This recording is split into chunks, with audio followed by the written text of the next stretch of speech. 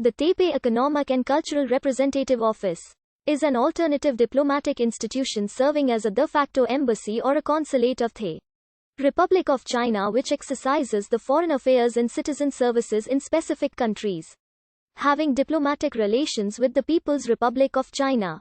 As the PRC denies the legitimacy of the ROC as a sovereign state and claims the ROC-controlled territories as integral part of its China. An exclusive mandate, namely One China policy stipulated by the PRC, which forbid countries to retain diplomatic relations with both of the PRC and ROC.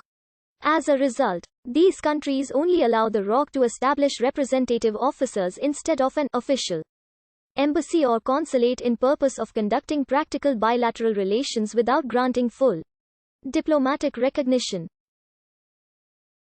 Except in the United States and Japan, these establishments use the capital city, Taipei, and refrain from using names of Taiwan, ROC, or even the term nationalist China, since the term Taipei avoids implying that Taiwan is a different country on a par with the PRC or that there are two Chinas.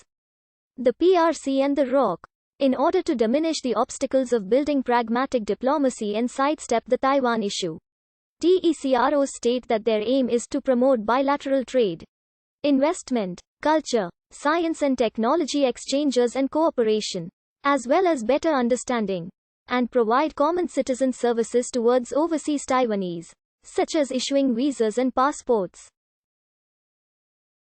TECROs in the United States enjoy many diplomatic privileges such as extraterritoriality, providing consular protection, and their staff have diplomatic immunity.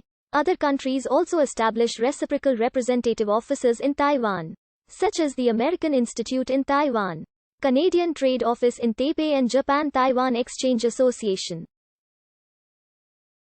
Following the admission of the PRC to the United Nations in 1971, many countries began to establish diplomatic relations with the government in Beijing, and as a consequence, ended diplomatic relations with the Nanjing-based ROC government stationer in Taipei, in order to maintain trade and cultural ties with countries with which it no longer had diplomatic relations. Taiwan established representative offices in these countries, often replacing its former embassies. Before the 1990s, the names of these officers would vary considerably from country to country, usually omitting any reference to Taiwan or Republic of China, instead referring to East Asia, Far East, or Free China. They would also describe themselves as centers or officers concerned with trade, tourism, culture or information, thereby emphasizing their private and unofficial status, despite being staffed by Ministry of Foreign Affairs personnel. For example, in Japan, the former ROC embassy was replaced by the Association of East Asian Relations in 1972.